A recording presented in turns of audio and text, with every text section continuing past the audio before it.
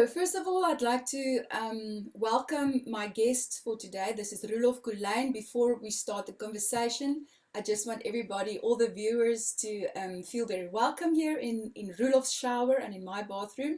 This is STORTKOP Confessions. It's a side project of Singing in the Shower concert. You can read more about that and watch videos on the YouTube channel and on Facebook. But yes, so back to Roelof Colyn. So Roelof Colyn is a South African veteran in the music and entertainment industry. I'm gonna give him the An opportunity now. old whore. Yeah, many people describe it like that, ne? Yeah. Yeah. So, so I'm gonna give the stage to Roelof to tell us more about his career and where it started and everything that he's done up until the point before the pandemic hit us. If you can just give us an overview of that, anything else you want to share about it, about your career and the skills that you've built up. Yeah. Well, I grew up in Kimberley. I was born 75. So in the early 80s, they realized that Kimberley was the drug hub of South Africa. Okay. So when they realized this, you must know this was the height of the apartheid years. And when they realized this, they shut Kimberley down. I mean, they shut it down. The town closed off by 6. All the nightclubs were closed, the pub. So when I grew up in the 80s, I mean, it was the quietest, most non-existent town ever. All right. I grew up in a very unbusy place, you know, not a place that had any sort of vibe whatsoever. So I was the only thing that did happen was there was a guy called Arthur, and he took it upon himself to do country shows. So he would get all the big country stars like Barbara Ray and those people. And I was, oh God, I think 7 or 8 at the time. Yeah. And by then I'd started singing, and I would dress up like a cowboy with my see-through blue guns, and go sing with the Barbara Rays of the world. So that was the first time I started. But I went to study light music. I didn't finish my course because I started, thankfully, working immediately. Awesome. I took over. It was a Colin Law show called The Return to the Forbidden Planet, which was amazing. Yeah. It was all the text was Shakespeare, and all the songs were from the 50s and 60s. Oh, like what's that song? Good vibrations, she's giving me so stuff like that, but all Shakespeare text. It was the very first time that I'd ever acted in my life before. And I took over from Charles-Johan Lengerfeld, and I remember my very first night. I had a line. My very first line was "Captain, Captain." I had to call out loudly. Wow. And Ian von Memety, who was the captain at the time, his line was, "Who calls so loudly?" And all he said was, "Who calls?" Mm-hmm. Because apparently I didn't understand things like projection. So I thought I was screaming, but apparently I was not. I was Captain, Captain. Well, so that was my introduction to theatre. Wow. And from then, because this was the mid-90s, where just as cabaret was starting to go down, so I immersed myself in the cabaret world. I have always been an accompanist first and foremost. I never put on any shows of my own, but I would always, go where the talent goes. I much prefer to sit on the side and make music over there than be in the spotlight. And then Ian von Memety came along and said, for his children's operations, those where they had to replace their bone marrow, basically. These 2 kids. He asked me if I would join him in a revival of Handful of Keys, the 2-man, 2-piano comedy show. Yeah. And I said, yeah, of course, sure.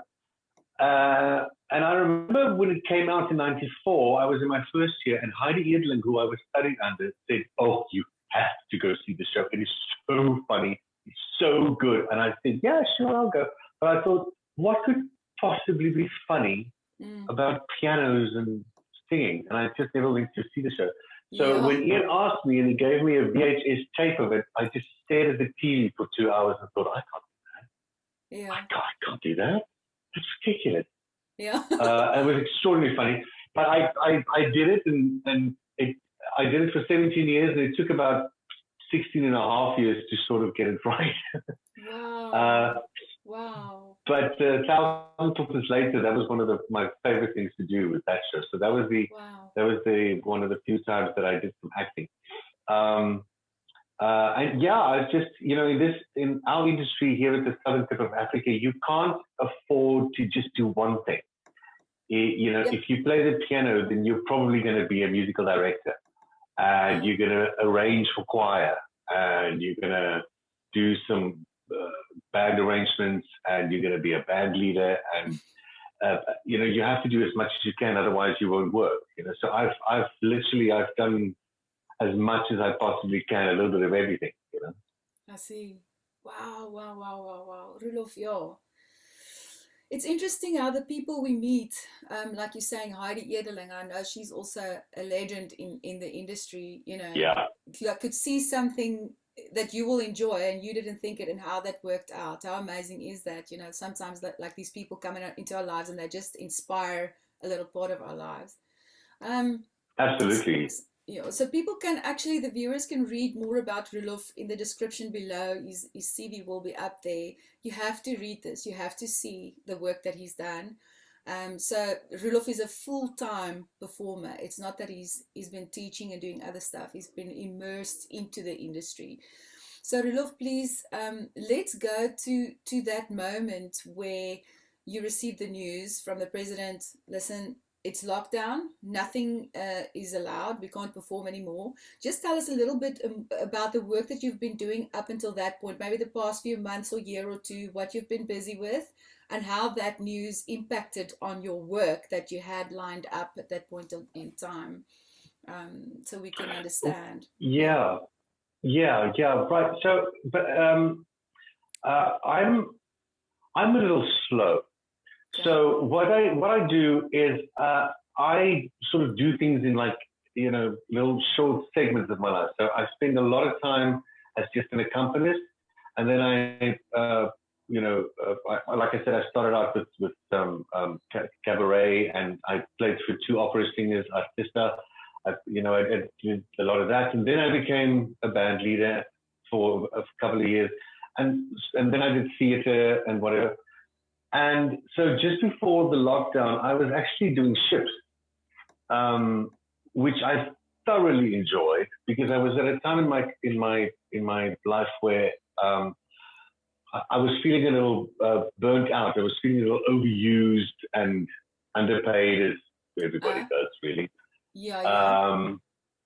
And I was doing the shifts, and I was really, really enjoying it, because I was actually just playing piano. There was no pressure. There was no any of that. So it's a great job to do, and they pay you a ridiculous amount of money to just play things from Phantom of the Opera over and over and over again.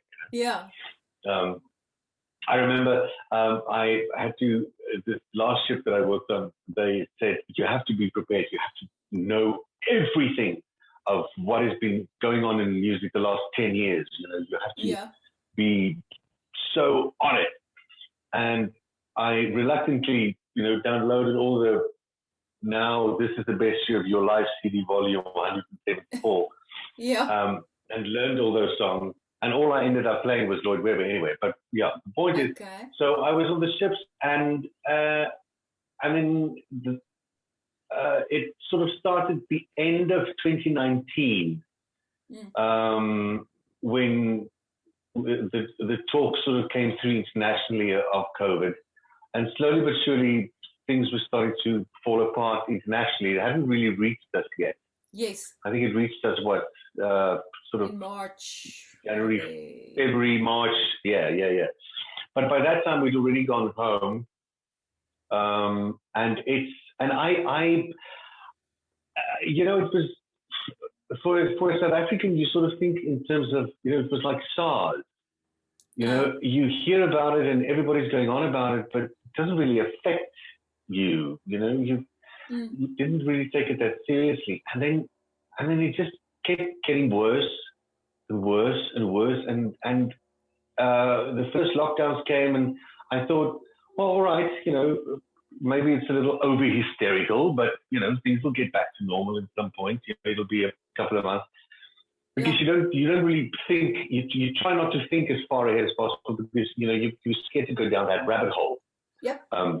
Because if you go down a rabbit hole, then you become a conspiracy theorist, and then your entire life falls apart. So you just sort of take the news as it comes. That's it. And by after the first 3 months, I realized we're screwed. We are absolutely screwed. Those first 3 months was hectic enough, for places to close. I know, like Margit, Die Boer, they closed down Cape Town, and I thought, if the small places, which is actually the lifeblood of performers, where you just have a pianist or a guitarist, and it's like an intimate little thing where you make just a little bit of money to carry through the month. If those places are closing, there's no hope in hell that we're ever going to get to a theater and perform, because nobody can afford a theater.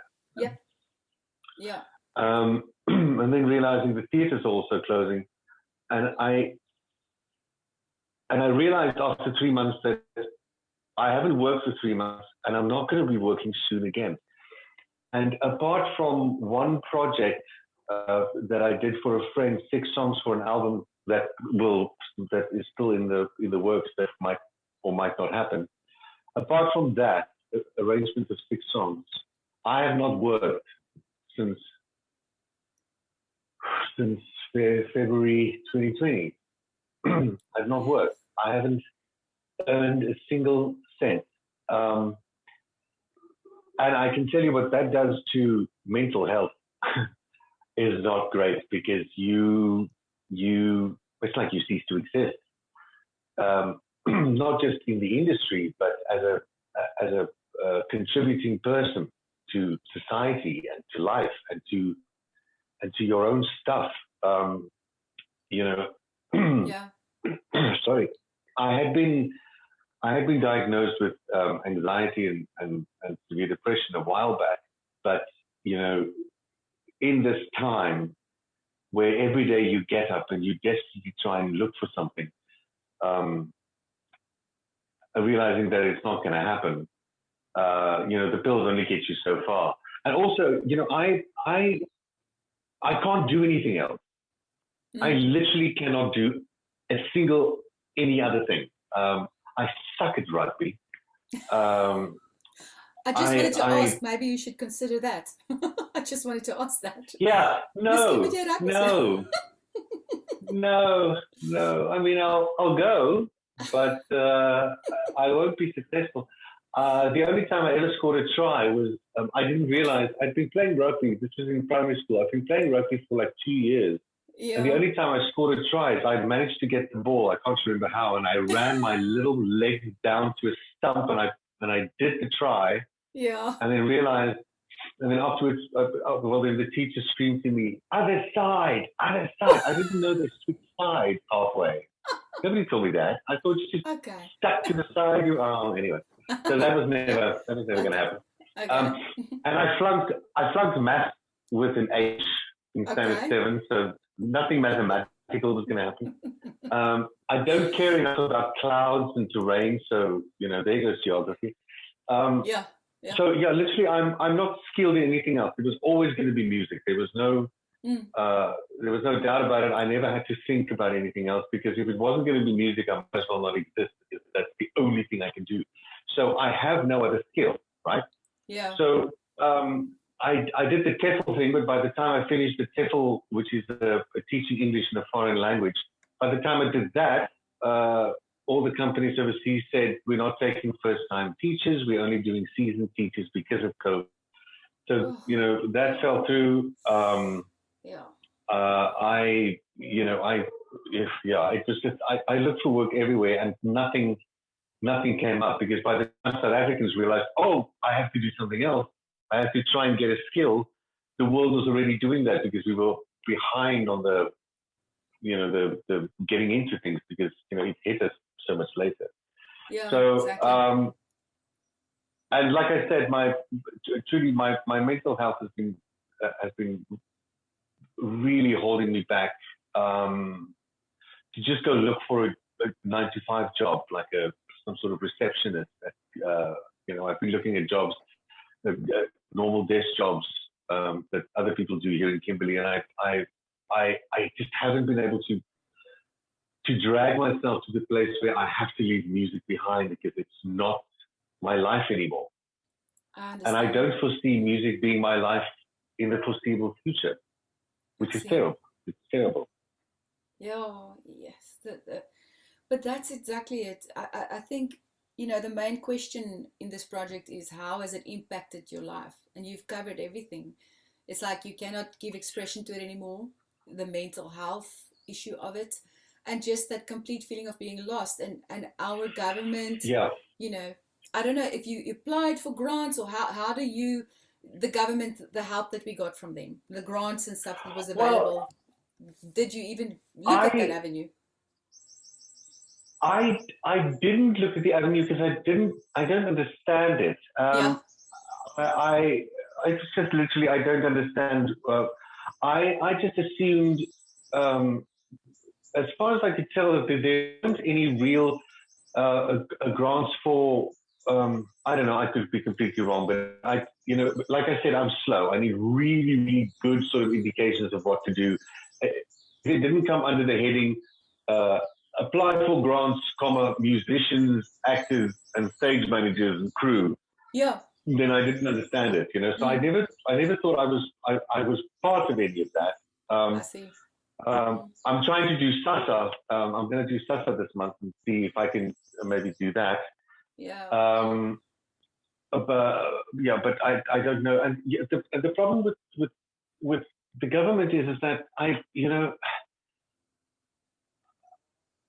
it's saying that theatres can now be 50% open. Well, that's all fair and well, but then you have to put up a show where every single night the theatre is 50% full, right? Who has that show? Who has that show that will attract 100% of people, even if it's just 50% of the house, right? So you think of a theatre like the Joburg Theatre, which is 1,100 seater, you half that. Who's going to attract that?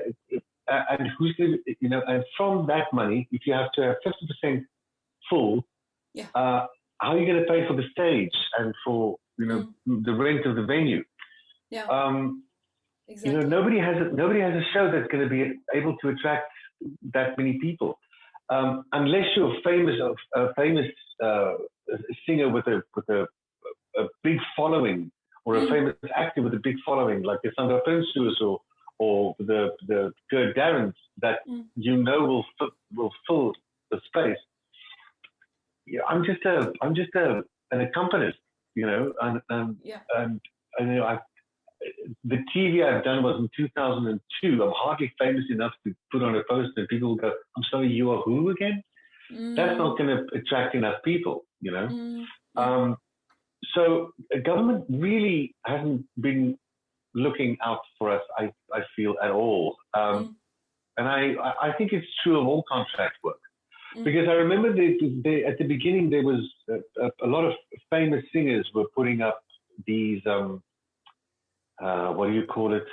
These funds where you could apply and they'll be helping them out. And I went onto one of the websites, and the very last question was, supply your a payslip.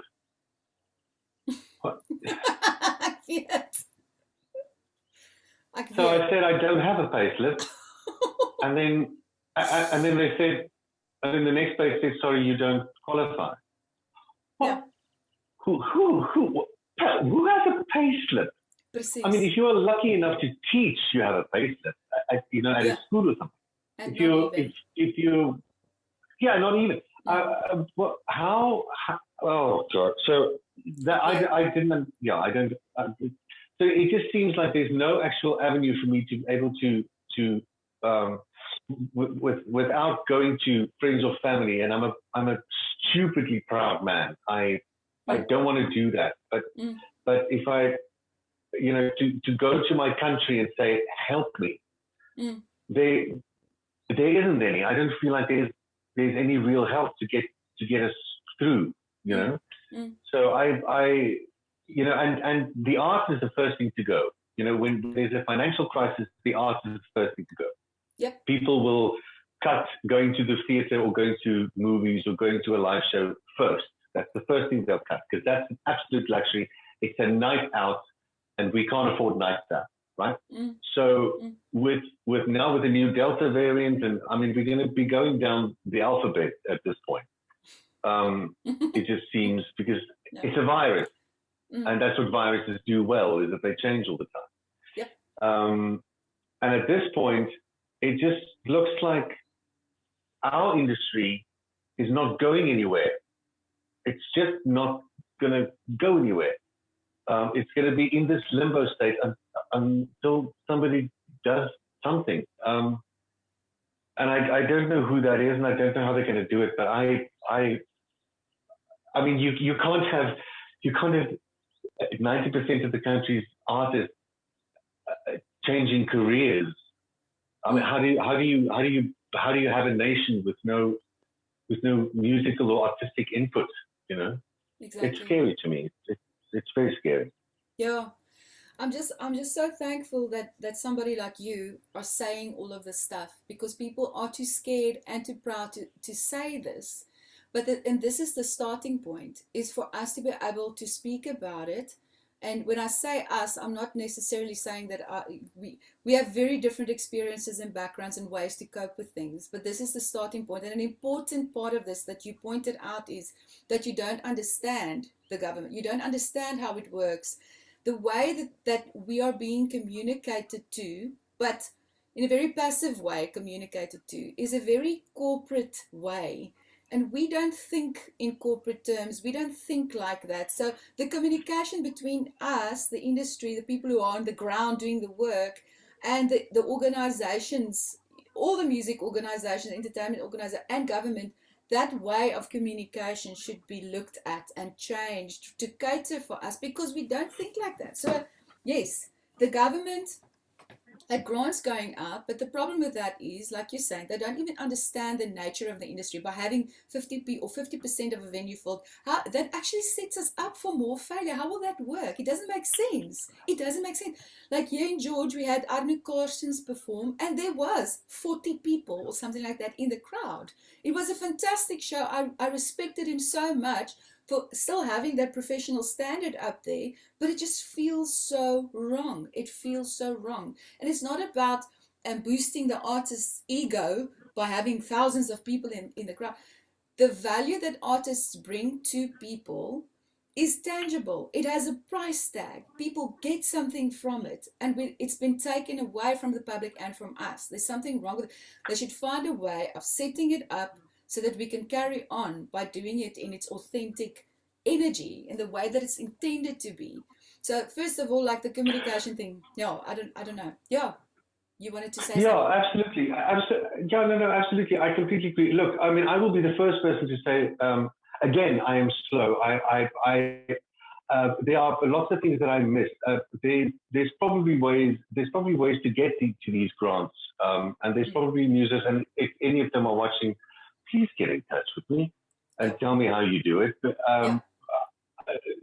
me not getting to the grants is probably because I don't understand it, and I get that there are grants that are there and they're available, but when that money dries up, how are we going to go forward? How are we? It's just like you said, there were 40 people there, and it was amazing, and the standard was great. Well, of course, the standard is great. This is a seasoned performer.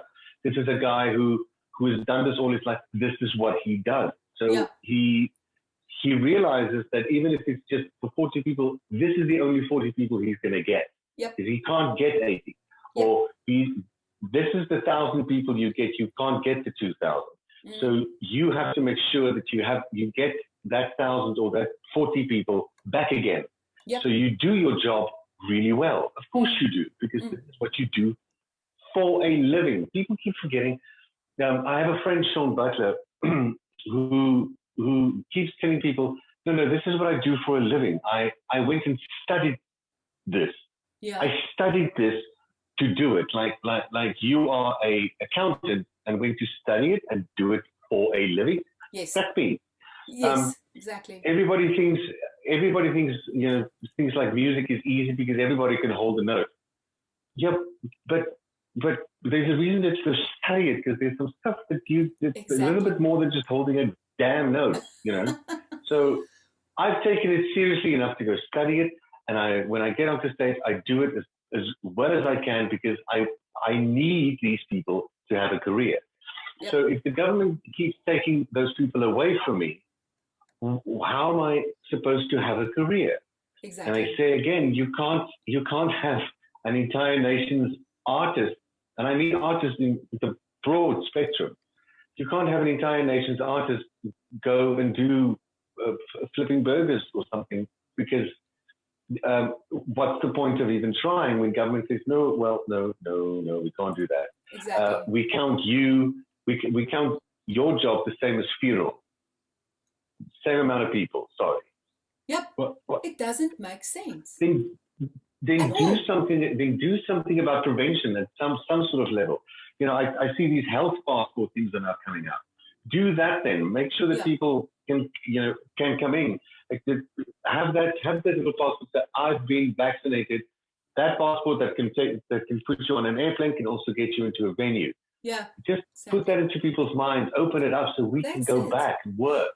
That's it. And the thing is, momentum needs to be created, because we have to start from the beginning. It's like get it into their minds already, so they can think, okay, great, December is festival time, I'm going to book tickets, I'm going to get this done, because it's admin that needs to be done before the show happens. And like you're saying, the people with the famous faces, and this is something that I thought about a lot, like have been thinking about for months.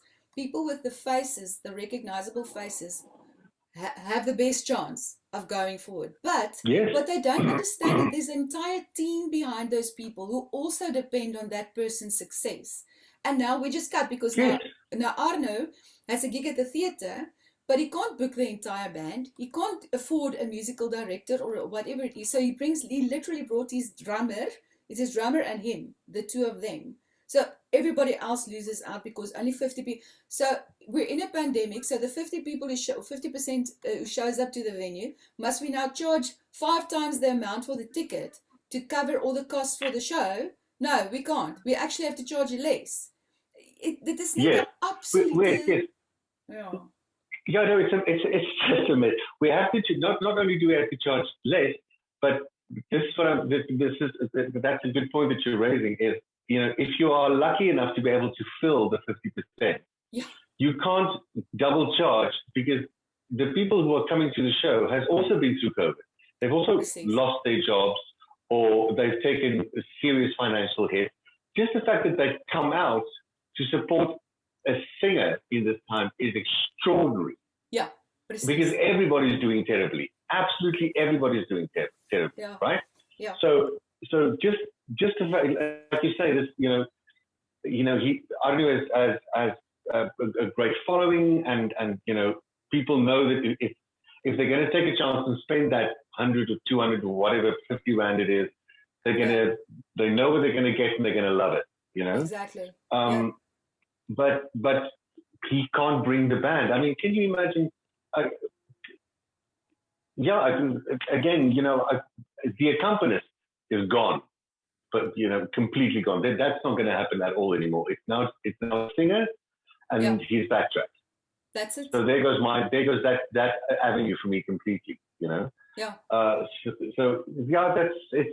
I somebody needs to really think and put somebody that has the ability to make a difference, that knows the right people in the right place, press the right button, need to do something, because it feels like we're just being, it's just, we'll get to you. Just hang on. It feels like that. Meanwhile, there are artists that are committing suicide, that are starving. But exactly that exactly. So but very this is sad to me.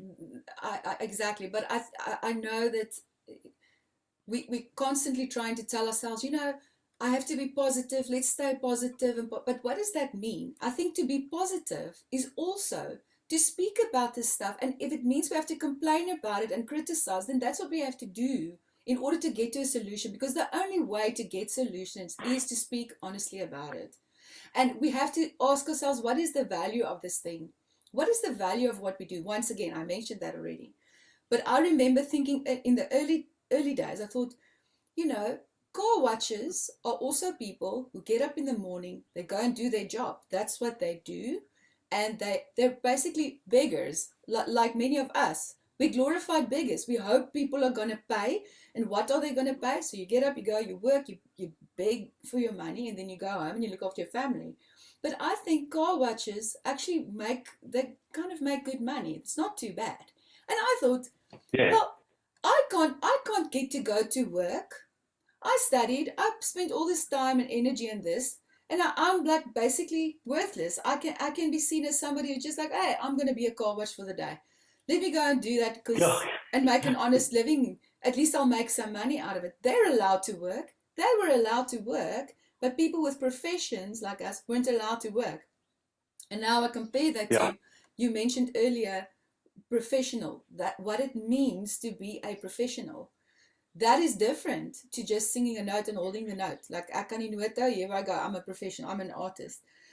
This is something that's, and maybe I'm going to step on somebody's toes now, nee. But there has to be some form of, I guess, discernment between professional and a person who's doing this for a hobby type of thing. Because I sometimes feel like, sure, everybody has a place under the sun. Everybody makes music for different reasons and should be allowed to do that. It's not like you're not allowed to do music. But sometimes you feel like there's this person who has an income already of some sort. They're really talented at music, but they're getting a lot of work that could have been, given to somebody who's taken the time, the money, the effort to be a professional person. It's not always a given that you're going to have all the work that you deserve type of thing. But somewhere it has to be governed a little bit more. That's what I'm trying to say, is create a space. Ek weet nou nie of ek sin maak of dit nou stupid is wat ek sê of maak as ek lelik wat ek sê.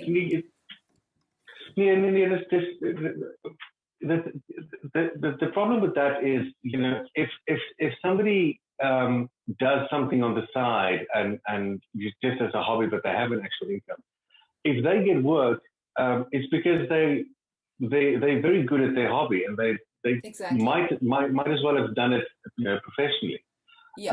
So I don't mind that too much at all. Actually, I honestly feel if you are lucky enough to do what you're good at, even if it is just on the sideline, and you make some sort of success from it. We all have people that, in our professional opinion, should be typing for a living, but who are successful in their jobs, in the music industry, for example, or the acting industry. We all have opinions about that. That's part of what makes this industry so lovable. But like you say, I think there's space for absolutely everybody under the sun, even in this time when there's very little work. I don't mind that, but what I would like is for everybody to just get together a little better. In this time, I think I've spoken since February of 2000. I don't think I've spoken to more than 5 other musicians over this time because nobody speaks to anybody anymore. If you don't read it on Facebook, then it doesn't exist, you know. Precies.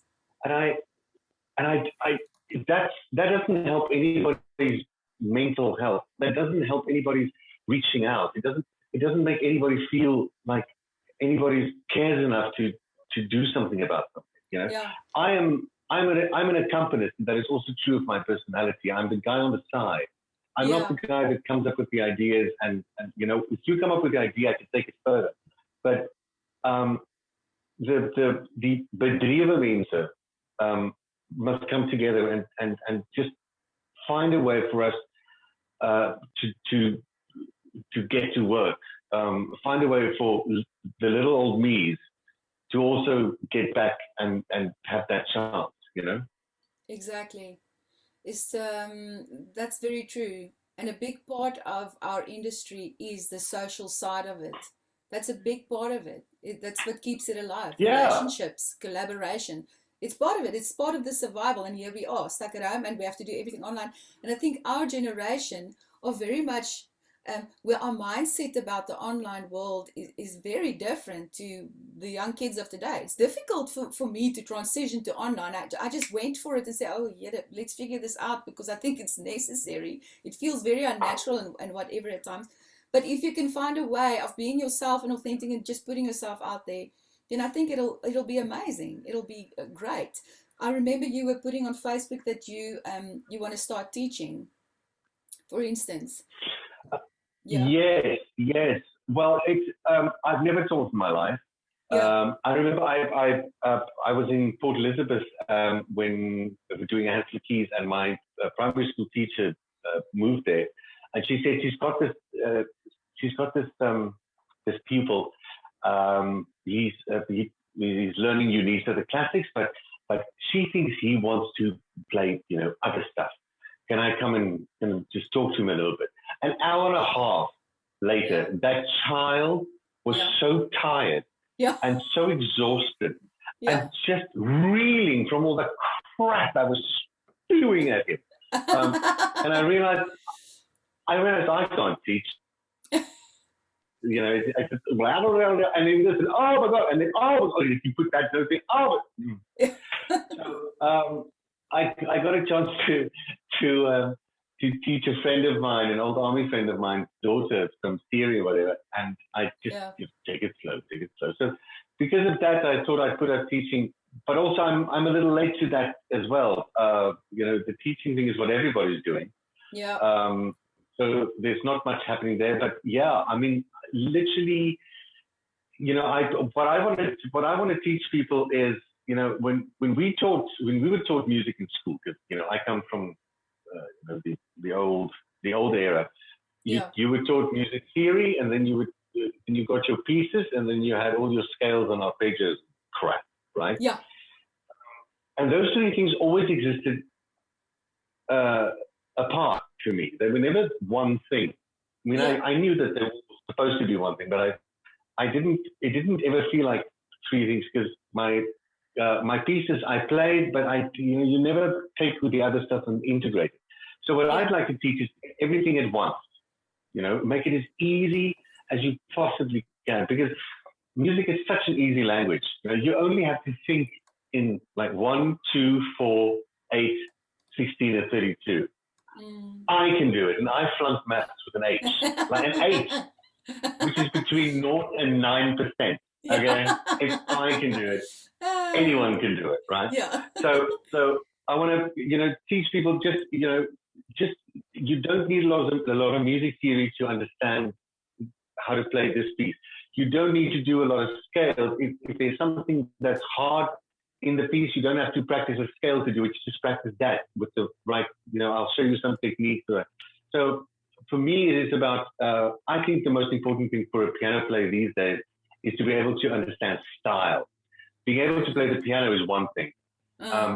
I got very, very, very depressed about a year ago when that they taught chimpanzees to play the piano in an hour. And I thought, what am I doing with my life? Why am I even trying? If simple primates can do what I do. So Yeah. So what I want to do is, if you take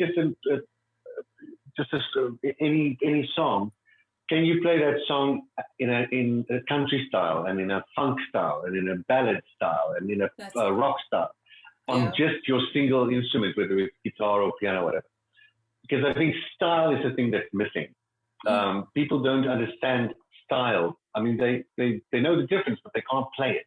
Yeah. And that is something that I think is valuable. Yeah. That will make you that'll make you a musician that is, anyone can hire you because you can adapt and you can do, You're I can turn a versatile. Brill song into a cha-cha-cha. Yeah. Well, Exactly. most of them you can actually, which is a little sad, but you know what I mean. Yeah. So that is something that I'd love to teach. Yeah, absolutely. And it's an avenue that keeps me doing music still. Yeah. Because I'm not. Exactly. I tried to walk away, but I couldn't. Yeah. It's like I walk into the abyss and go, no, no, no, no, no. There's nothing there. Walk back. I just thought the whole thing about the chimpanzees who can play piano, they could actually fill a theater and people will pay 5 times the amount of tickets to see the chimpanzee play the piano, isn't it?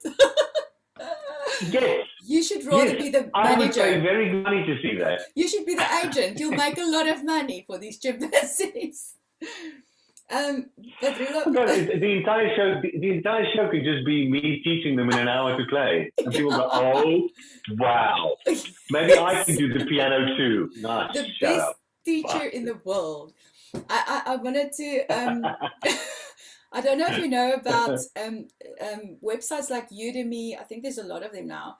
But I think a lot of people are going for the online courses thing, and it's actually cool. It can become like a passive income for you, where you can create a course Yes. about anything. I mean, I think I'm looking into that. I think that's a cool way of exploring the online world in terms of teaching. But yeah, maybe you can look into Yeah, that. that is a good idea. I've also sort of looked at that, but immediately because I've never created something Yeah, like this out of nothing. I've never made a show. I've never written a script. I've never any I of that. see. Yeah, So to me, it's like a mountain. How do I do it once I've done it? Is it good enough? Blah blah blah blah blah. Oh, the exactly. 1,000 voices. Yeah, You're never alone. yeah, Never alone. yeah. Hello, yellow. Hello. Um, but I mean, that is definitely something that I need to try, because that is a good idea. Is try and do a course and see if just put it out there, because then it's there, and maybe someone will click on it. So yeah, that's definitely something that I can do. Yeah, I think. But I'm gonna have to do it with someone Yeah, that will be able to tell me, no, keep that for episode 2, dear. You want to make a little bit more money, don't you? I understand. Yeah. There's a lot. Guidance. Yeah, there's a lot of skill that And comes not from along with it. these people. Yeah, exactly. And now featuring that on. Yeah. So, but yeah, it's exciting, the online world, in that way, because there's one performer, Michael Lind. I don't know if you know of him. He's a songwriter, but a very, he's a famous guy, established artist, and he's Yeah, I been know the name. Yeah. he's been really successful with online shows in terms of money and a following. And what's great about it is you're actually creating a following online that will come to your shows in person. But it's great. We're doing that in the meantime, but still the question is what's going to happen? It's a temporary thing. What's going to happen in South Africa in the future now? Waartoe gaan ons? It might be temporary solutions, but we still need to get back to performing the way that we did, Yeah. especially for the people behind Yeah. the scenes. It still needs to go back to that at some point. Um, Yeah. I wanted to ask you about professionalism. You already described what you see as professional. But if I can put the corporate mold on the music industry and say, you have a job title, you have a job description, you have a salary like doctors have and CAs have. You go to university, you study, you have a praktijk, a practice. People come to you, you get your clients that pay you, you have all this knowledge. In our industry, it's a little bit different. A person can literally go and say, you know what, I read an article or a book about how to fix somebody's tooth, and now I can do that. In the medical world, for instance, it doesn't work like that, but in our world, it does work like that. Somebody can go and learn a few chords and start a band and be a successful band, and then they're seen as professional. But a person who studied and is a scholar and has done toured the world is also a professional. And I think the structural part of the industry also needs a little bit of reevaluation, I guess, and to see how we can work, how we work together, who's our audience, how does this thing operate. I would personally like to understand it a little bit more. I think it will impact on how things are run. I don't know. Yeah, I agree. But see, the thing with that is that, you know, even if you aren't particularly talented, Yeah. You can have a career. There's always, you know, Yes. in terms of music and arts, there's always someone that you will reach. Exactly. Because this is not like mathematics or quantum physics. You know, our industry is driven and is created from emotion. So talent, you know, the snob in me says the less talented people should really just sit down, you know, and give it the talent. But that's a terribly sort of fascist way to look at it. Yeah. If you can touch if you can touch someone in some sort of way, then you have the right to do what you do. Yeah. But professionalism for me, well, yeah, before I get to that, the thing about our industry is that we forget that it, and I'm only starting to realize this now. I'm 179 years old. Is that this is a job, and it is up to you to treat it like one. So yes, I am able to go look at a book and go, oh, that's how you play bebop, or that is how you play stride piano. Yeah. But that is my skill. I can do that. I can do that. I can play. I go, oh right, I get it now. That's one of my skills. That's what you pay for, right? And that's why you book me is for that skill. So what you pay for when you use me or when you come to see me are these variety of skills that I have to offer, you know. And you know, artists must think of themselves wherever they are, whether they are walking in Checkers on their phone and they call about someone that has a gig for them. At that moment, you are an office, and you are a receptionist. You are you are the product. You are everything. You know, after this, there's going to be a contract and there's going to be an invoice and all of that. You have to think of it as a business. Wherever you are, you are your business. Yeah.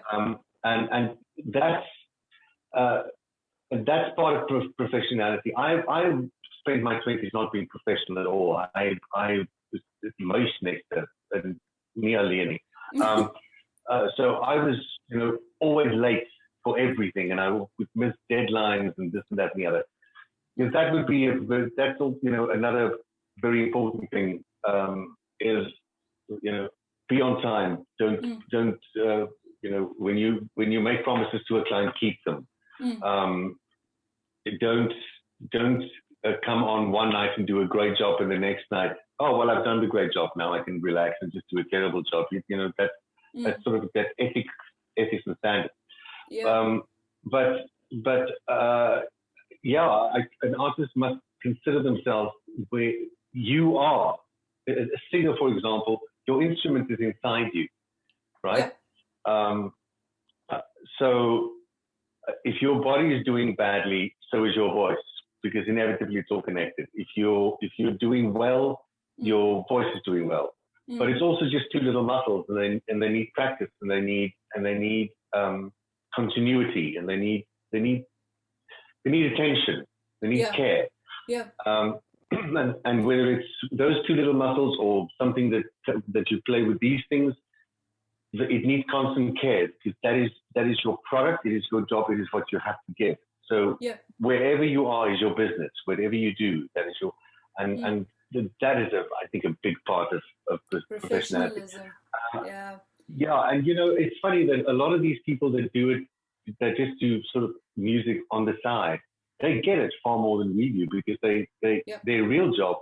It's like Coolie de Villiers. Coolie de Villiers, who to me is one of my influences. Yeah. Just the most extraordinary songwriter and musical man. Yeah.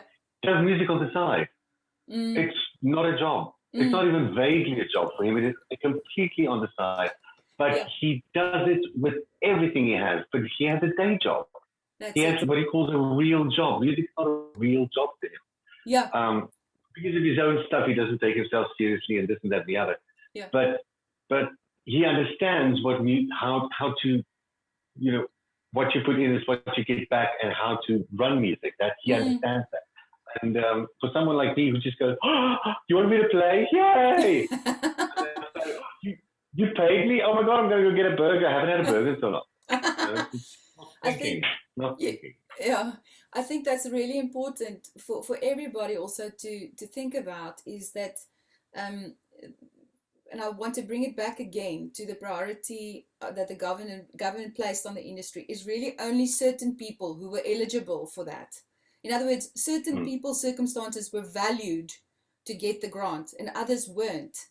What did the smaller guys do in the smaller venues and all that stuff? So it's important to understand that everybody has a place under the sun. And the thing is, the one-dimensional view of a career is like, you did this because you were good enough and you were wanted in the industry and you could make a living. That's fantastic. That's the ideal. But it is a one-dimensional side to it. And then someone like Coolie de Villiers, who has a day job, learned other skills. They learned management and I don't know what else, but they have those skills to be able to take a music career and make a success out of that. Where a person who's focused on one thing and specializes in that misses out on certain skills that perhaps would have helped us in this time of the pandemic to do stuff. Absolutely. You know what I'm saying? So it's a blessing. Absolutely. Yeah, it's a blessing to be able to say you're a professional performer, but at the same time it's a curse because we need other stuff to survive. Yeah, and I was not taught any of that in school. Yeah. I think the subject was bedrijfseconomie. I wasn't going to take bedrijfseconomie. What are you kidding? I can hardly add one. When they started multiplying and dividing the alphabet, they just lost me. They just lost. So I wasn't going to do bedrijfseconomie because I didn't understand it. So, but there was no practical way of learning. And I went to study light music when it was still light music at the Pretoria Technikon. Yep. And there was no business side. You were not taught any business. You were taught film music, yes, and you were taught how to write for jingles and incredible harmony, and you listened to jazz and this and that and the other. Yep. But no business. Yeah. No way to say, what's a great idea is a little closed corporation or this and that or the other, set up something and have a business account and don't touch the business account or whatever. Nothing like that. Yeah. And I know nothing of that still. I don't even know what tax is. Because tax has always been paid for me. Every job I did, 25% tax was taken off anyway, whether it was a corporate function or whether it was theatre. My tax has always been paid. So I've never done tax. About 5 years ago, I phoned SARS to find out what my tax number is because I didn't know. And the man on the other side was very, very suspicious. How do you not know your tax number? I've always paid it, but someone else always paid it. I don't know. Yeah, you didn't have to. So I was a little scared of being investigated at that point. But anyway, so now I have my tax number because I've never done that, so I don't understand it. So it's up to me to do it now. Yeah. But that's what I want to impress on people is it's all good and well to be talented. Remember that lots of people are. The Yeah. people that are going to make it are the ones that are talented and that know how to run their talent like a business. Yep. That's it. Because That's it. and that, it's the other thing that you also said is, that thing of everybody has a place in the sun. Yeah. What South Africans get wrong most of the time is that, well, you can't be that good because you're not famous.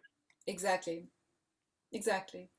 That's not true. There's the, yeah, That's yeah, not yeah, that's not true. It is no, absolutely not true. yeah, I personally know of a lot of singers and actors and dancers that are famous that will tell you, dude, I'm just here by the luck of the draw. There are plenty of people that are more talented than I am, but I mm, was at the right time with a good song and a mm, great team, mm, you know. mm, And I don't mind that, but what I'm saying is, remember that some of the most truly talented people are also just, the guy on the side playing the guitar over there, exactly, exactly, with an extraordinary musical mind and bring so much to the industry, without whom half the industry would fall apart. that's it, Um, yeah, but fame doesn't mean it doesn't mean anything in terms of making sure that you have uh, money all the time, or uh, how can I say this? Um, Fame doesn't define what a good artist is mm, at all, at exactly, all. exactly, Uh, yeah, fame is the topping.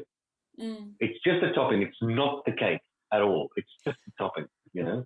exactly, So yeah, and I think that's probably why we are in a country that so flagrantly says, yeah, artists, just calm down, we'll get to you. I mean, you can always go sing on a street corner, you'll be fine. exactly That that, sort of attitude towards the art. that's it, And it's because people don't understand that uh, just because you're famous, it's like 1% of our industry is famous. The rest of us, yeah, work, the rest of us, work. we work just like everybody else, but this is very Also has families, also has that's it. bills to pay, also has, yeah. Exactly. Um, it's a very small percentage, and this topic has come out in all the conversations that I've had so far. The thing, fame is good and well, but it can actually counter and sabotage a lot of stuff in the industry. There's a toxic relationship between the public and famous people also, not always, but it is there. There's an element of it, but it's because there's a business behind it and people who know how to tap into the public's minds and into their pockets and sustaining this almost veneer at the top where the public wants that and they buy into it. But during the pandemic, I think everybody's perception has changed. Now the public goes and see Arno Karstens perform. They feel so close to him. We're only 40 people in the room. We have a new view of Arno Karstens. It's so nice. A lot of things have changed in that regard, and fame. I mean, you get during the pandemic, how many people did you see online starting to sing and to play? And it's like, wow, I didn't know this guy exists. How amazing is he? Like he's like better than this guy. Yeah, Wow, I want to follow him now. And that was the beautiful thing about it. And that's important. That was an important part of this pandemic. I think almal het 'n plek onder die son. Everybody has a place under the sun somehow. yeah, and that's very very true. What you say is that suddenly these people that you haven't even heard of starts making videos, and you think, you see, Precies. never Yeah. heard of this person.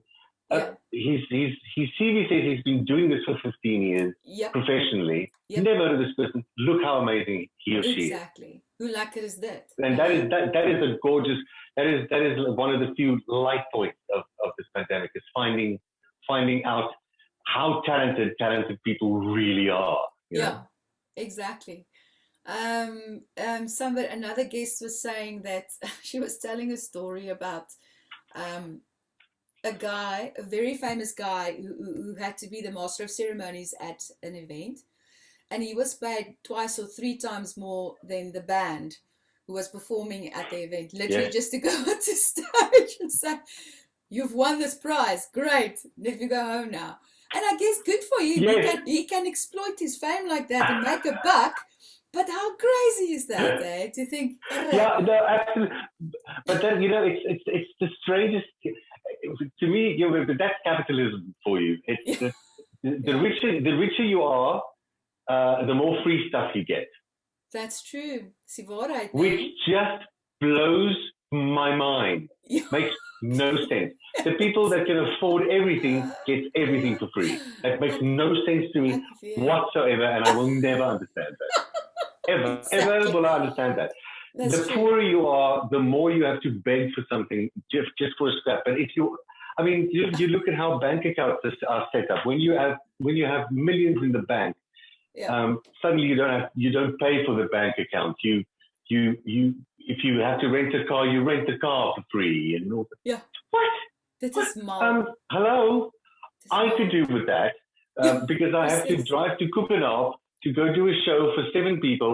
Hopefully, all of them will arrive. Can I Ja, have that copy? That would be great. Thanks. presies. But it, It's just weird. but that's the power that comes with fame, né? I think people want to That sustain is that. that is what fame is. That's what fame is good for. That is exactly what fame is good for. Is a Yeah. bargaining chip. Yeah, Yeah. And yeah, influencing people. So yeah, this net yeah, interesting. That is so crazy. I mean, doctors don't have to worry about being a famous doctor. They're just like, here's my degree. That's enough. Thank yeah. you. Yeah. I Yeah. trust you. And we are one of the few industries where it doesn't matter what degree you have. Yeah, Can you play it or not? that's it. Can Exactly. you sing it or not? Can you act it or not? Can you dance it or not? Yes, but I studied at the Royal Academy of Music and I studied at Berkeley. No, I but don't care. You yeah, can't play New York, New York. I'm not hiring you. exactly. Literally as easy as that.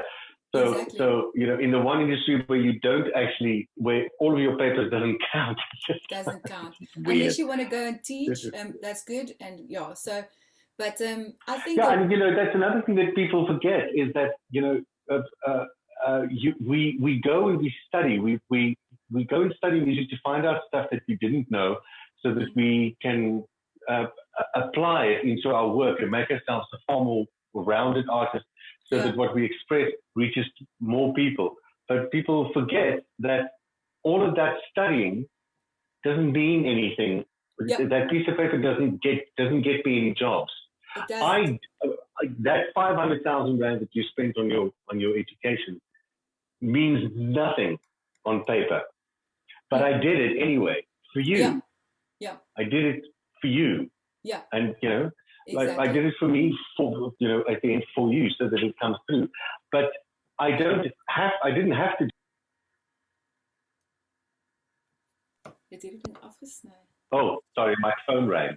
O, I don't. I picked you coming. okay. Well, Wait exactly. me to die. Listen, yeah, but that's the thing. And I think that's another important thing is that the way that we're prepared for a career isn't like other people's careers. We go into that degree course with a mindset that, okay, I'm going to do this and I'm going to get a job.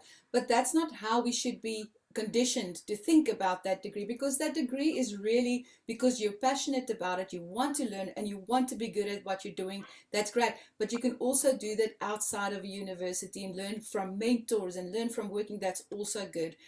So that's the thing that young people should remember is don't go into the university thinking you're gonna meet cool people, you're gonna meet your colleagues, you're gonna get work from it, but don't see it as a ticket into a job world. Absolutely, Yeah, absolutely. I mean, that piece of paper will get you work in terms of things like a teacher and stuff, obviously.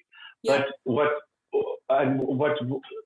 the way that we were educated, back in my day yeah, in yeah, 1874, yeah, um, is you will not succeed in the world if you don't have a degree behind your name.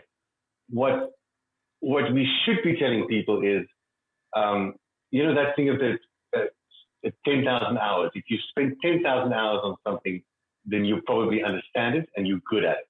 Yeah. And if you decide to go study something like music or acting or dancing or whatever it is, see it as part of your 10,000 hours. Other people spend it by talking to a colleague and playing with a friend. Like, oh wow, That's it. that's very nice. That's Show it. me that again, you know. Yeah. And then the time they spend away from that, going, oh, let me try this and this and that, and let me see if I can find. That's all part of the 10,000 hours. Yep. So you should see that studying as part of your 10,000 hours. If it happens to come with a piece of paper, great. But exactly. the point of it is to make you a better artist. That's it. And it's structured and it saves you a lot of time and trouble. Yes, exactly. Roelof, yes, ek geniet dit verskriklik om met jou te praat. Like I'm learning so much and it's just so nice to like feel like we've never really met each other ever, but I've always known about you and it feels so at home to speak with you. And I'm learning. Yeah. We got, you know, I heard this the other day. It's like, you know, you have such a nice personality, and I say, thank you, it's a disorder.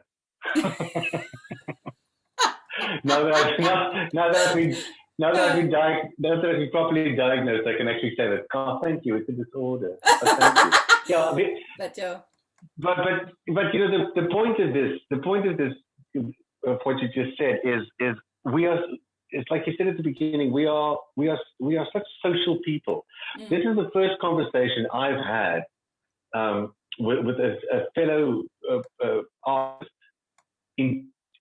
about anything like this for 2 years. Because nobody reaches out. Nobody talks about this because they're too afraid that if they talk, they're going to fall apart and their life's just going to, you know, everything is hanging by such little tenterhooks. If I talk about it, I'll start crying. It'll be a fucker. Yeah. So this is the first time that I've really talked to someone about any of this. And it's you know, don't underestimate that weight. Yeah. That just gets a little lighter by just talking about it. Even if you don't come to any conclusion, just to talk. Yeah. Sometimes vent, sometimes laugh, sometimes realize, oh, I've been thinking like this and make myself unhappy for months. Meanwhile, it's a stupid way to think. But that just comes from talking to other people. Right? That's it. You can't do it by yourself. You know, hierdie mense praat nie reg nie. You have to talk to real people. You have to. And I think a big barrier for especially for someone like you, I mean, jy is in my kop famous, verstaan jy? Like you're a pro. Yes, that makes 2 people. This one, and her. Yeah. Okay. Wait, no. That makes 17 people, including my mom. Exactly. Plus the chimpanzee in the boot of my car who has a show tonight at the theater.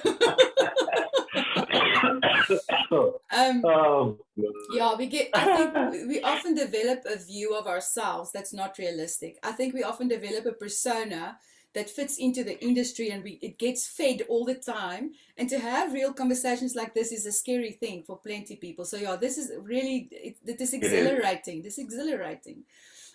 Yes, ek wou net anders. You know, what's also hard is that because I'm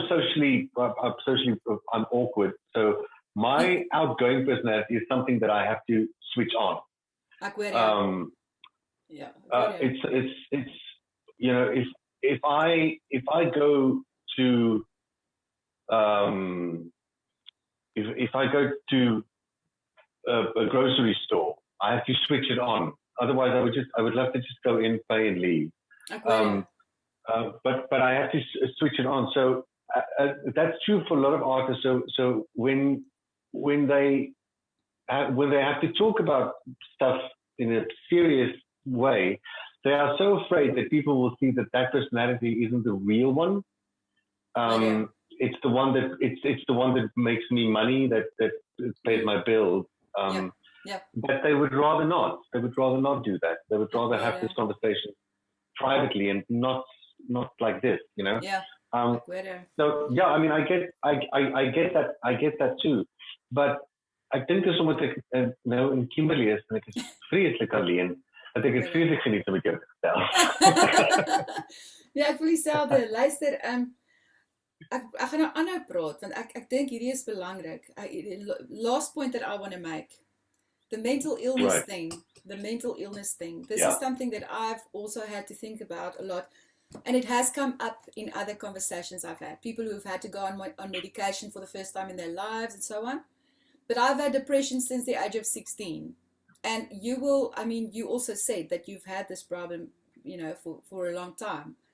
And this All my life, industry, yeah. nee, you weet? So medication, psychiatrists, all that stuff's part of life, really, for me. But what I observed very soon in my career, when I was still pursuing it to be full-time as possible, was that the ups and downs that comes with it changes my personality, and it actually makes me more depressed than what I already am. You weet wat ek sê? So a person like you is really a survivor in this industry, because I think the fact that you've been able to manage it and do it, go, survive, you must be an incredibly strong person to have done that. Because ek dink ek sou regtig 'n hele paar keer al in Vista opgeëindig het, nie net een keer nie. Ek dink dis moeilik. Yeah, my problem is that I only went and asked for help, or I inadvertently got help about 9 years ago or so. Yeah. I just thought this is who I am and this is normal. So I've suffered from very, very, very, very debilitating anxiety. Okay. And panic attacks and depression and social. I mean, there's a switch I have to put on and be someone else, because otherwise I can't do it. You cope with that. So I was doing something in Cape Town. I was a judge on something, and I started to just fall apart, and I could feel it coming, this warm glow. And I went to the bathroom, and I tried to lie down in the bathroom. That didn't work. I tried to stand up. I tried to sit down. It didn't work. Anyway, so they took me to a doctor, and he asked me a couple of questions, and he said to me, "My kind, ek dink jy's net 'n paar huile agter." And I went, Okay. "That's it, yes." And I suddenly realized that's it. That's it. I haven't talked about anything. I haven't, So I've been trying to have a career while having. I always say there's a Hungarian in my head, and he's constantly trying to tell me something. Okay. And it's usually something that I have to do or have forgotten, and he's trying to remind me. The problem is I don't speak Hungarian. So that's sort of how my head feels to me. And then trying to have a career. So only now, with diagnoses and stuff, do I now understand? Oh, so that's why that happened, and that's why that happened, and that's why my career. It's heavily influenced my career choices. So many bad ones that I made, so many missed opportunities because I simply couldn't do it, and I couldn't explain that I was too afraid to take it on. I would just say, yes, I'll do it, and then not do it. And then just deal with the disappointment of people later. Because now I understand. So that's why it's so important. And now, of course, the added extra joy of now that you know what's wrong with you. Yeah. Now there's a pandemic and you can't do anything about it. Exactly that. I mean, that's doing me so well. Thank you so much. Exactly that. Exactly that. People have committed suicide. And there's no output. There's no output. There's no talking to people anymore. There's no. I haven't played the piano since last time I worked. Because who the hell am I going to play it for? What's the point? I mean, I know what I sound like. I'm not going to play for me. What the hell? Yeah. So there's no output. There's no reason to. There's no point to doing anything. So it's, whether it's talking or whether it's being creative, it's all the same, and it just feels. If it wasn't for my couple of little pills, things would be very different. Yeah, Ek hoor jou. Ek hoor jou. Ek sit en wonder, the thing is, this whole thing about the persona, I think that people will find you to be a very interesting and stimulating person to connect with. And not just the public, I think other artists. Imagine that you can give output to this that you're experiencing through your music online, whatever it is. It's not a performance, but it's like a living out of what you're experiencing through music. I mean, I'll watch it every day. I'll pay to see it because it will be raw, it will be real, and it will be excellent. It will be absolutely excellent. Ek weet nie, dis net 'n gedagte wat ek het, maar ja, ek weet nie. Yeah, like I said, the problem is just that I don't know where to start, and because I've never done it before, it's just the amount of don't even think about it, because you will disappoint yourself and it will fail. Those voices are so much stronger than any other voice. It's overwhelming. You know, I've done so many projects where I've seen people do it from scratch, and I still don't get it. I still don't know how they did it. You know, how people just, you know, will be having a conversation and someone will say something and that person goes, "Oh, I like that," and they will write it down. And I've seen that happen from just something someone said becoming an entire show that's successful. Yeah. I don't know how they do that. I mean, okay. I know, but I can't. There's a level of confidence in taking something and expanding it and going, I can present this to people. I don't know how you do that. I have no idea how you do that. None whatsoever. So it's maybe something that I can look into if I have, like, you know, somebody that knows how to write. And and every time I say, "Are you sure?" the person goes, "Oh, shut up." Okay, I see. Stop it. Yeah, but it's also important to have this type of self-knowledge that you have, because you'll have so much more frustration by doing stuff and not being aware of how you function. So that's really awesome, is to know yourself well. Well, yeah, I mean, it's self-knowledge on the one hand, but if you're too scared to try something, how do you know if maybe you'll be good at it? And I'm just too scared to try. So I would need someone to say, "All right, now let's sit down and let's just talk." Yeah. You know, or something like that. Because otherwise it's not going to happen. Oh, I have a child. Here's my one child. Oh, Brockie. I call him Wolfie. He's named after Mozart because, like Mozart, if he can reach wine, he'll drink it. Is it? Even dies. Ek sien. Yeah.